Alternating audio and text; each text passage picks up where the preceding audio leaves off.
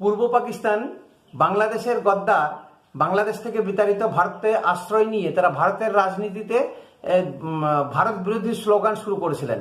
এই ভারত বিরোধী স্লোগান তারা অ্যাকচুয়ালি পাকিস্তানের হয়ে কাজ বরাবরই করে এসেছে, আজও পর্যন্ত তারা করছে, তাদের সন্তানেরা শকুনের জাত তারাও করে আসছে।